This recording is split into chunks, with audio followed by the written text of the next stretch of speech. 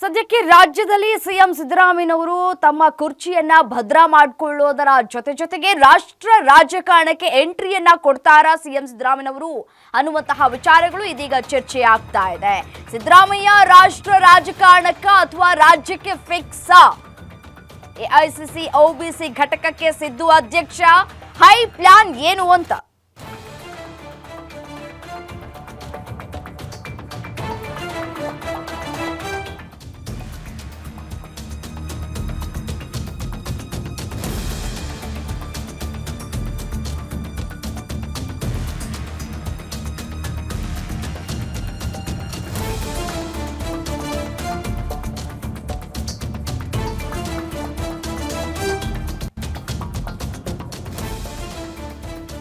ರಾಜ್ಯದಲ್ಲಿ ಇನ್ನೂ ಕೂಡ ಕ್ಲಿಯರ್ ಆಗ್ತಾ ಇಲ್ಲ ಸಿಎಂ ಬದಲಾವಣೆ ಲೆಕ್ಕಾಚಾರ. ಸಿಎಂ ಬದಲಾಗ್ತಾರೆ 50-50. ಸಿಎಂ ಸಿದ್ದರಾಮಯ್ಯನವರು 2.5 ವರ್ಷಗಳ ಕಾಲ ಸಿಎಂ ಆಗಿರ್ತಾರೆ. ಒಂದು ಕಡೆ ಡಿಸಿಎಂ ಡಿಕೆ ಶಿವಕುಮಾರ್ ಅವರು ಸಿಎಂ ಆಗ್ತಾರೆ ಅನ್ನುವಂತಹ ವಿಚಾರಗಳು ಸಾಕಷ್ಟು ಚರ್ಚೆಗೆ ಮುನ್ನೆಲೆಗೆ ಬರ್ತಾ ಇದೆ. ಈ ಮಧ್ಯದಲ್ಲಿ ಇದೀಗ ಎಐಸಿಸಿ ಒಬಿಸಿ ಘಟಕಕ್ಕೆ ಸಿದ್ದು ಅಧ್ಯಕ್ಷರಾಗಿ ನೇಮಕ ಮಾಡಲಾಗಿದೆ. ಹೈಕಮಾಂಡ್ ಪ್ಲಾನ್ ಏನು ಅನ್ನುವಂತಹ ಪ್ರಶ್ನೆಗಳು ಕಾಡ್ತಾ ಇದೆ. ರಾಜ್ಯದಲ್ಲಿ ಇನ್ನೂ ಕೂಡ ಕ್ಲಿಯರ್ ಆಗ್ತಾ ಇಲ್ಲ ಸಿಎಂ ಬದಲಾವಣೆ ಲೆಕ್ಕಾಚಾರ.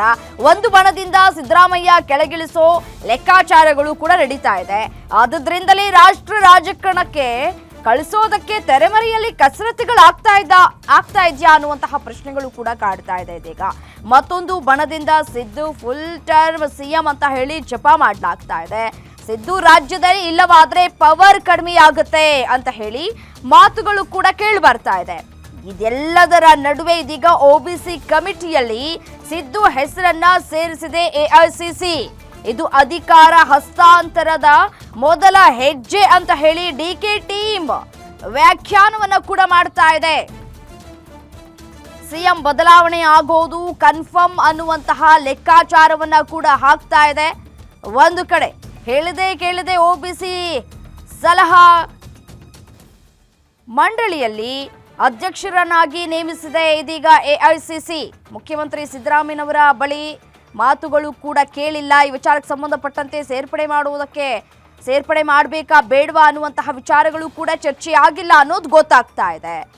ಒಂದ್ ಕಡೆ ನೇಮಕದ ಬಗ್ಗೆ ನನಗೇನು ಗೊತ್ತಿಲ್ಲ, ಎಐಸಿಸಿ ಅವರ ಜೊತೆ ಮಾತನಾಡ್ತೇನೆ, ಜುಲೈ 15ರಂದು ಕರ್ನಾಟಕದಲ್ಲಿ ಒಂದು ಸಭೆ ಮಾಡಿ ಅಂತ ಹೇಳಿ ನನಗೆ ಹೇಳಿದ್ರು.